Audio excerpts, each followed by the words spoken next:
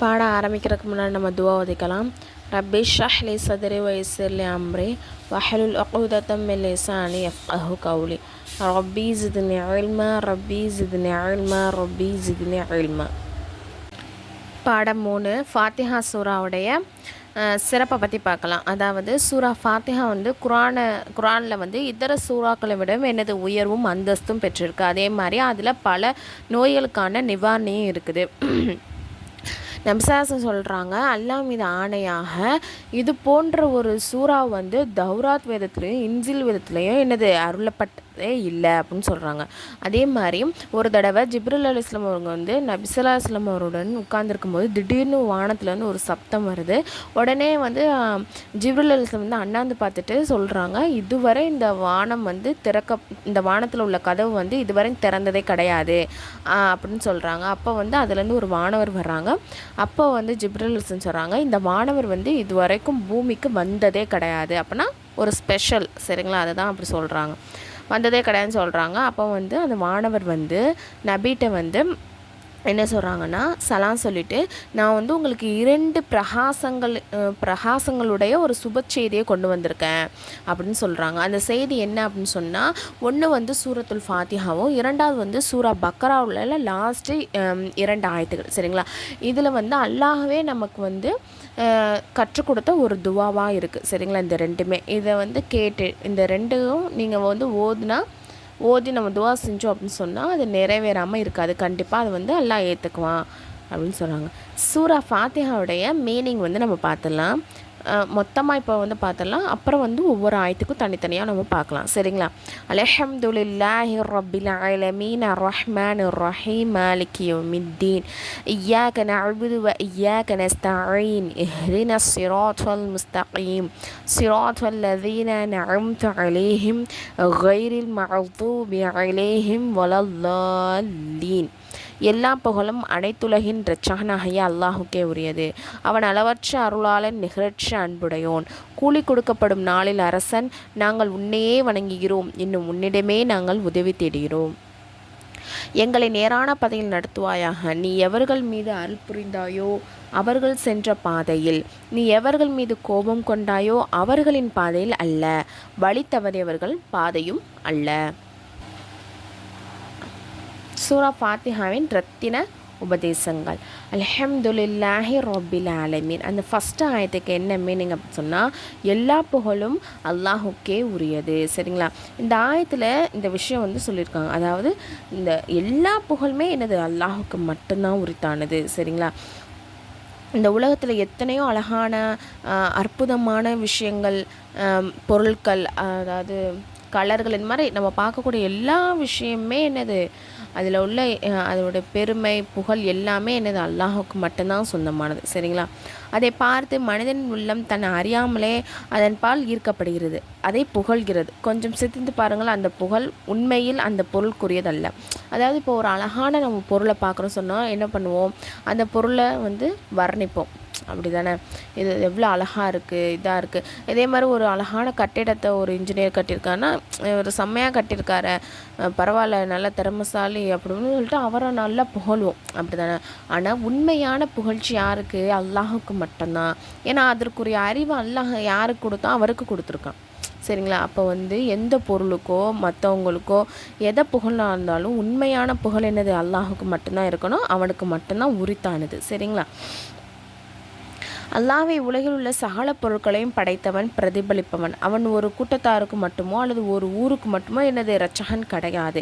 மாறாக எத்தனை உலகங்கள் உள்ளவோ, அதாவது எத்தனை படைப்போ எத்தனை உயிரினங்கள் இருந்தாலுமே அந்த எல்லா உயிரினங்களுக்கும் என்னது அல்லாஹ் ஒருவன் தான் இறைவன், ஓகேங்களா. அர்-ரஹ்மான் ரஹீம். அவன் அளவற்ற அருளாளன், நிகரற்ற அன்புடையோன்.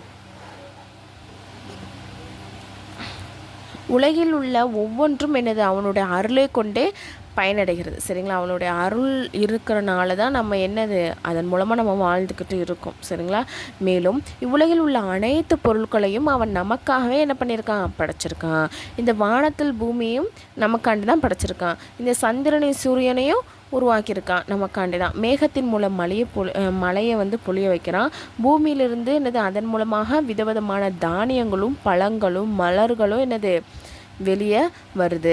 காற்றை வீச செய்கிறான். இதிலிருந்து புரிவது என்னவென்றால் உலகத்தின் சகல பொருட்களையும் நம்முடைய தேவைக்காக என்னது அல்லாஹ் தாலா படைச்சிருக்கான். அதனால தான் அவனை என்ன சொல்கிறான், அளவே இல்லாமல் அருள் செய்யக்கூடியவன். அவனுக்கு நிகராக என்னது அன்பு காட்டுறதுக்கு யாருமே கிடையவே கிடையாது. அப்படிப்பட்டவன் தான் யார், நம்மளுடைய இறைவன். மாலிகி யௌமித்தீன், கியாம நாளின் அதிபதி. அல்லாஹாலா வந்து நமக்கு ஏராளமான என்னது சொல்ல முடியாத அளவுக்கு ஏராளமான அருள்கொடை வந்து நமக்கு கொடுத்துருக்கான். அப்படி தானே? அப்போ வந்து அது எல்லாத்துக்குமே நமக்கு வந்து என்னது நம்ம வந்து கணக்கு கொடுக்கணும். சரிங்களா? கியாமத்தினால கணக்கு. நான் இந்த உனக்கு வந்து இவ்வளோ அறிவை தந்தேன், உனக்கு படிப்பை தந்தேன், செல்வத்தை தந்தேன், வசதி வாய்ப்பு கொடுத்தேன், நல்ல ஆரோக்கியமான உடலை கொடுத்தேன். இதை வச்சு நீ என்ன பண்ண, நீ என்ன மற்றவங்களுக்கு ஹெல்ப் பண்ண, நீ என்ன அதில் பிரயோஜனம், இது மாதிரி எல்லாம் நம்ம என்னென்ன நம்ம அனுபவிக்கிறோமோ நம்ம வாழ்க்கையில் அருள் கொடைகளை அதுக்கு எல்லாத்துக்குமே என்னது அதுக்குடைய கணக்கை நம்ம அல்லாட்ட ஒப்படைக்கணும், நம்ம என்ன பண்ணோம் அப்படின்னு சொல்லி. சரிங்களா? கியாமத்னாலே அல்லாஹ் ஒருவன் மட்டுமே என்னது அதிபதியாகவும் அரசனாகவும் தான் இருப்பான். அவன் மட்டும்தான் ஹெட்டு. சரிங்களா? எல்லாத்துக்குமே நம்ம உலகில் பார்க்கிற ஆட்சியும் பதவியும் அதிகாரம் என்னது இந்த உலகத்தோடு முடிஞ்சிடும். ஓகேவா? ஆனால் கியாமத் நாளில் யார் தான் அரசர், அல்லாஹ் ஒருவன் மட்டும்தான். யாருக்கும் எந்த என்னது உரிமையுமே கிடையாது. நான் இந்த பூமியில் என்னது சிஎம்மாக இருந்தேன், இந்த நாட்டுக்கு அரசனாக இருந்தேன் அப்படின்னு யாருக்குமே என்னது மறுமை நாளில் உரிமையே கிடையாது. எல்லா உரிமையும் அல்லாஹ் ஒருவனுக்கு மட்டும்தான் ஆட்சி அதிகாரம் அவனுக்கு மட்டும்தான் இருக்கும். அந்நாள் கூலி வழங்கப்படும் நாளாகும். எந்த மக்கள் உலகில் அல்லாஹுக்கு கட்டப்பட்டு வாழ்ந்தார்களோ அவருக்கு அல்லாஹ் என்னது சிறப்பான ஒரு வாழ்க்கையை வந்து தருவான். சரிங்களா? எண்ணிலடங்காத பாக்கியங்களையும் இன்பங்களையும் தருவான். மேலும் யார் இவ்வுலகத்தில் வந்து மாறு செய்தார்களோ அல்லாஹ் அவர்களுக்கு என்ன பண்ணுவான், மிக கடுமையான தண்டனைகளையும் வேதனைகளையும் அவங்களுக்கு கொடுப்பான். இய்யாக நஅ்புது வ இய்யாக நஸ்தஈன், உன்னே நாங்கள் என்ன பண்ணுறோம், வணங்குறோம், உன்னிடமே என்னது உதவி தேடுகிறோம். அல்லாஹ் தான் நம்மளை என்ன படைச்சிருக்கான். அவனே நம்ம வந்து என்னது உயிர் வாழ செஞ்சுருக்கான். இரவு பகலை அவனது அருள் கொடைகளை நம்ம மீது என்னது பொழிஞ்சிருக்கான். அப்போது கியாமத் நாள் அவனுக்கு முன்னால் நின்று கணக்கு கொடுக்கணும். சரிங்களா? நம்ம முன்னாடி சொன்ன மாதிரி நமக்கு எல்லா அருள் கொடையுமே கொடுத்துருக்கான். அதுக்காண்டி கணக்கை நம்ம அவன்கிட்ட ஒப்படைக்கணும். அப்போ வந்து எப்போது நம்ம அதாவது நின்று கணக்கு கொடுக்க வேண்டும் என்பன போன்ற விஷயங்கள் எப்போது நமக்கு தெரிய வந்ததோ அப்போதிலிருந்தே நமக்குள்ளே என்னென்ன மாற்றங்கள் வர வேண்டும் என்றால் நம்ம அல்லாஹ் ஒருவனை மட்டுமே வணங்கணும். அவனுக்கு யாரையுமே என்ன பண்ணக்கூடாது, இணையாக்கக்கூடாது. அவனது பேச்சை கேட்டு நடக்க வேண்டும். அவனுடைய கட்டளைக்கு அணிப்பணிய வேண்டும். அதாவது நம்ம எப்போ நம்மளுக்கு தெரிஞ்சோ நம்ம செய்யக்கூடிய ஒவ்வொரு செயலையும் அல்லாட்ட போய் சப்மிட் பண்ணணும். நான் இப்படி பண்ணேன், இந்த ஏதாவது தப்பு பண்ணியிருந்தேன், இந்த மாதிரி தப்பு பண்ணியிருந்தேன், நன்மை பண்ணியிருந்தேன், இந்த மாதிரி நன்மை பண்ணியிருந்தேன் நம்ம சொல்கிறோம் இல்லையா?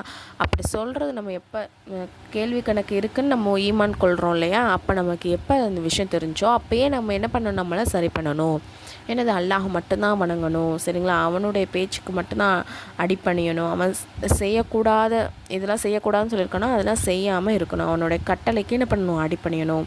நமக்கு ஏதேனும் தேவை ஏற்பட்டால் அவனிடமே என்னது கேட்டு பெற வேண்டும். நம்முடைய அனைத்து தேவைகளுமே என்ன பண்ணணும், அவனிடமே கேட்க வேண்டும்.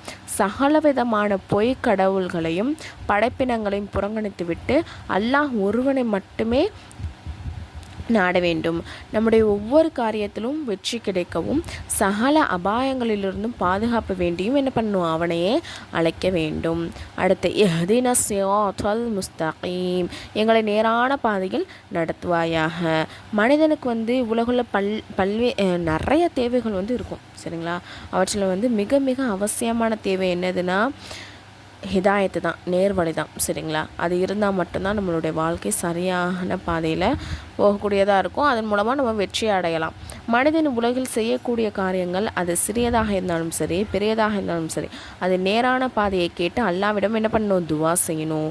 எப்படி என்றால் அந்த பாதையின் மூலமாக தனது இரட்சகனின் சந்தோஷத்தையும் பொருத்தத்தையும் பெற்று உலகில் வெற்றி பெறுவது நோக்கமாக இருக்க வேண்டும். அதாவது நம்ம வாழ்கிறோன்னு சொன்னால் எப்படி வேணால் வாழலாம், நம்ம இஷ்டத்துக்கு எப்படி வேணால் வாழ்ந்துட்டு போயிடலாம்.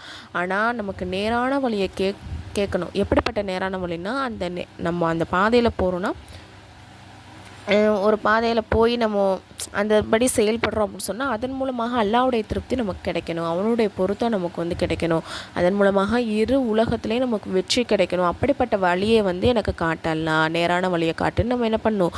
துவா செய்யணும்.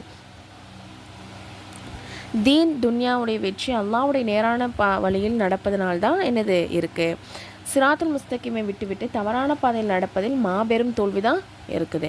எனவே தான் அல்லாஹ் தாலா இந்த ஆயத்தில் நமக்கு துவா செய்ய கற்று தந்திருக்கான். ஆகவே நம்ம அனைவரும் என்ன பண்ணணும்? அல்லாஹ்விடம் ஹிதாயத்தை கேட்டு துவா செய்யணும். அவனே நமக்கு வந்து சொல்லித்தரான், எங்களுக்கு நேரான வழியை காட்டலான்னு சொல்லிட்டு இந்த மாதிரி துவா கேளுங்கன்னு அல்லாஹ்வே நமக்கு சொல்லித்தரான். அப்படின்னு சொன்னால் நம்மளும் அந்த நேரான பாதையை அல்லாஹ்வுடைய பொருத்தத்தை அடையக்கூடிய பாதையை எனக்கு தாளான்னு நம்ம அல்லாட்ட வந்து கேட்கணும். சரிங்களா? சிராத் வல்லதீன அன்அம்த அலைஹிம், நேரான பாதையில் இருப்பவர்கள். இவ்வுலகில் வந்து எத்தனையோ சமுதாயத்தில் வந்து இருந்துட்டு போயிருக்காங்க. சரிங்களா? எல்லாருமே வந்து நேரான பாதையில் தான் இருந்தாங்களா, தாவா செஞ்சு கொண்டு இருந்தாங்களா அப்படின்னா கிடையாது. சரிங்களா? அல்லாஹ் யாருக்கு வந்து நேரான பாதையை கொடுத்துருக்கான் அப்படின்னு சொன்னால்,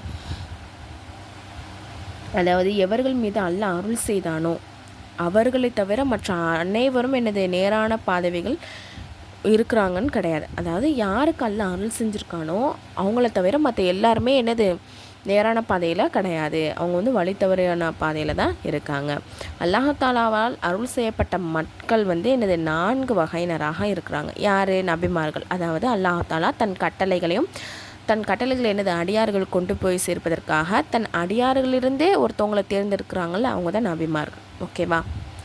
உண்மையாளர்கள், அதாவது நபிமார்களின் பேச்சை ஏற்று அதை உண்மைப்படுத்தி மிக உயர்ந்த அந்தஸ்துகளை அடைஞ்சிருப்பாங்க இல்லையா, அப்படிப்பட்ட நல்லோர்கள். ஓகேவா?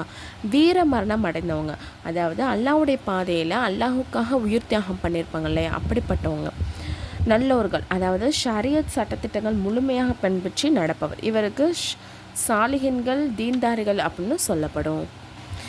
கைரில் மக்தூபி அலைஹிம் வலத்தாலீன், எவர்கள் மீது கோபத்திற்குள்ளானவர்களும் அல்ல, வழித்தவர்களும் அல்ல.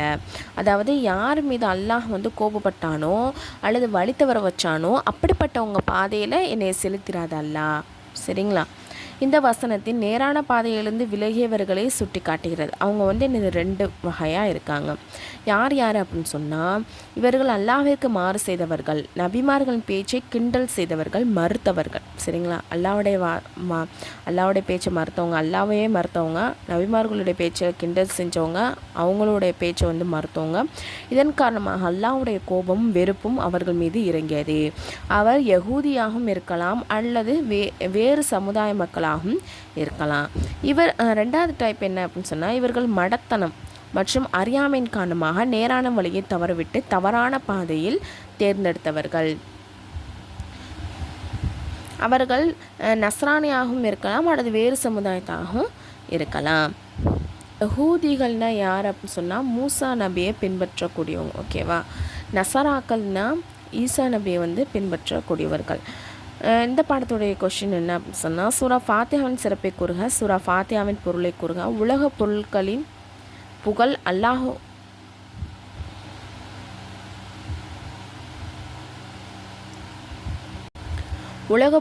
பொருட்களின் புகழ் அல்லாஹ்வின் புகழ் எப்படி? ஏன் அல்லாஹ்வை வணங்க வேண்டும்? ஏன் அவனிடமே உதவி தேட வேண்டும்? அல்லாஹ்வால் அருள் செய்யப்பட்ட மக்கள் யார்? அல்லாஹ்வால் கோபம் கொள்ளப்பட்ட மக்கள் யார்? இது ஃப்ரீ முஅல்லமா கோர்ஸ். இதில் வந்து 1 இயர் கோர்ஸ். இதில் வந்து ஜாயின் பண்ண விருப்பம் உள்ளவங்க கீழே நான் டிஸ்கிரிப்ஷனில் வந்து டெலகிராம் லிங்க் வந்து கொடுத்துருக்கேன், அதில் வந்து ஜாயின் பண்ணிக்கோங்க. அதில் வந்து இன்னும் சில டீட்டெயில்ஸ்லாம் கொடுத்துருக்கேன்.